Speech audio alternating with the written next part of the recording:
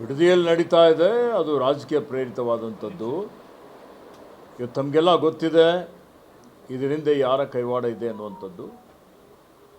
ಇವತ್ತು ಸರ್ಕಾರ ಅಭಿವೃದ್ಧಿ ಮಾಡಬೇಕು ಅನ್ನುವಂಥ ಒಂದು ವಿಚಾರದಲ್ಲಿ ಕೆಲವೊಂದು ಕ್ರಮಗಳನ್ನು ತೆಗೆದುಕೊಂಡಿದೆ. ಆ ಒಂದು ನಿಟ್ಟಿನಲ್ಲಿ ಸಾರ್ವಜನಿಕರು, ರೈತರು ಇದರ ಬಗ್ಗೆ ಅರಿತುಕೊಂಡು ರಾಜ್ಯದ ಹಿತದೃಷ್ಟಿಯಿಂದ ಅವರು ಸಹಕಾರ ಮಾಡಬೇಕು ಅಂತೇಳಿ ಕೋರುತ್ತೇನೆ.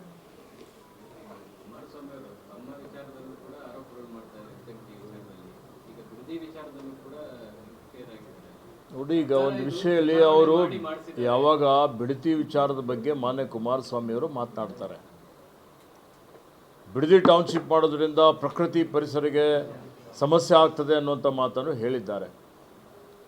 ಬಿಡದಿಯಿಂದ ಸಮಸ್ಯೆ ಆಗ್ತದೆ ಅಂತ ನೀವು ಹೇಳ್ತೀರಿ. ಅದೇ HMT ಅಂತೂ ಇದು ಅರಣ್ಯದ ಜಮೀನು, ಆ ಜಮೀನು ರಿಯಲ್ ಎಸ್ಟೇಟ್ ಮಾಡಬೇಕಂತೀರಿ. ಇದು ಯಾವ ನ್ಯಾಯ ಇದೆ? ಜನರಿಗೆ ಉತ್ತರ ಕೊಡಬೇಕಲ್ಲ. ಯಾಕೆ ದ್ವಂದ್ವ ನಿಲುವು? ಕೇಳಿ ಮಾನ್ಯ ಕುಮಾರಸ್ವಾಮಿ ಸಾಹೇಬರಿಗೆ.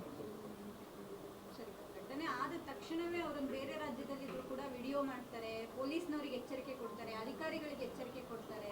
ಸರ್ಕಾರ ಮಾಡುವಂತಹ ಇಂಥ ಕೆಟ್ಟ ಕೆಲಸದ ಭಾಗವಾಗಿ ನೀವು ಈಗಾಗಲೇ ನೋಡಿ, ಮಾನ್ಯ ಮುಖ್ಯಮಂತ್ರಿಯವರು ಈಗಾಗಲೇ ಹೇಳಿಕೆ ಕೊಟ್ಟಿದ್ದಾರೆ. ಈ ಒಂದು ಯೋಜನೆ ಆರಂಭ ಮಾಡಿದ್ದೆ ಮಾನ್ಯ ಕುಮಾರಸ್ವಾಮಿಯವರು ಅಂತೇಳಿ ಹೇಳಿ. ಹೀಗಾಗಿ ಅವರು ಮಾಡಿದರೆ ಸಮಸ್ಯೆ ಇಲ್ಲ. ಇವತ್ತು ನಾವು ಅದನ್ನು ಮುಂದುವರಿಸ್ಕೊಂಡು ಹೋದರೆ ಇವತ್ತು ಅದಕ್ಕೆ ಅಡ್ಡಗಾಲು ಹಾಕುವಂಥದ್ದು. ಆತ್ಮಾವಲೋಕನ ಮಾಡಿಕೊಳ್ಳಲಿ.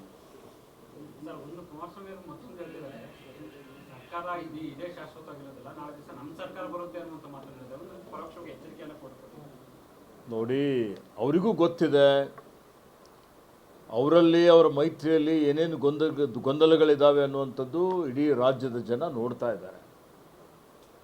ಅವರಿಗೂ ಖಾತ್ರಿ ಇದೆ ಮತ್ತು 2028ರಲ್ಲಿ ನಾವೇ ಅಧಿಕಾರಕ್ಕೆ ಬರ್ತೀವಿ ಅಂತ ಹೇಳಿ.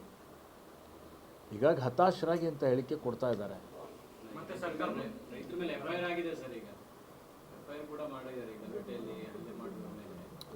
ನೋಡಿ, ಈಗ ನಾವು ಸರ್ಕಾರ ಇವತ್ತು ಯಾರ ರೈತರಿಗೂ, ನೈಜವಾದಂಥ ರೈತರಿಗೆ ಯಾವುದೇ ರೀತಿಯ ತೊಂದರೆ ಆಗಲಿ ಅಥವಾ ಅವ್ರ ಮೇಲೆ ಯಾವುದೇ ಮೊಕದ್ದಮೆ ಆಗಲಿ ಮತ್ತೊಂದಾಗಲಿ ಮಾಡಬೇಕನ್ನುವಂಥ ಒಂದು ಉದ್ದೇಶ ನಮ್ಮ ಸರ್ಕಾರಕ್ಕೆ ಇಲ್ಲ.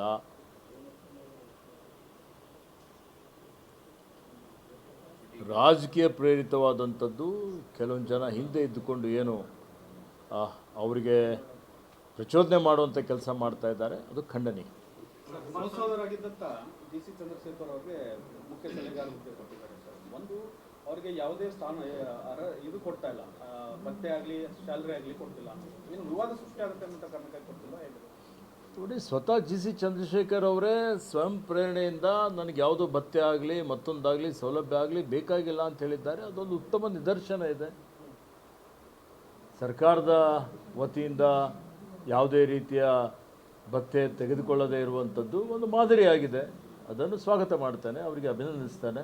ಶಾಸಕರಿದ್ದಂಥ ಸಂದರ್ಭದಲ್ಲಿ ಸಂಸದರಿಗೆ ಕೊಟ್ಟಿದ್ದಾರೆ ಹುದ್ದೆ ಅನ್ನೋದು ಒಂದು ಚರ್ಚೆ ಆಗ್ತದೆ. ನೋಡಿ, ಈಗ ಆಡಳಿತನ ಉತ್ತಮವಾಗಿ ಮಾಡಬೇಕು ಅಂತ ಹೇಳಿದರೆ ಒಬ್ಬ ಜವಾಬ್ದಾರಿಯುತ ಸ್ಥಾನದಲ್ಲಿ ಇದ್ದಂಥವರು, ತಮಗೆ ಯಾರು ವಿಶ್ವಾಸಾರ್ಹ ಇದ್ದಂಥವ್ರಿದ್ದಾರೆ, ಯಾರ ಮೇಲೆ ನಂಬಿಕೆ ಇದೆ ಅಂಥವ್ರಿಗೆ ಆಪ್ತ ಒಂದು ಅವರ ವಲಯದಲ್ಲಿ ಜವಾಬ್ದಾರಿ ಕೊಟ್ಟರೆ ಇನ್ನೂ ಹೆಚ್ಚಿನ ರೀತಿಯಲ್ಲಿ ಉತ್ತಮ ರೀತಿಯಲ್ಲಿ ಆಡಳಿತ ಮಾಡಲಿಕ್ಕೆ ಸಹಾಯ ಆಗುತ್ತೆ.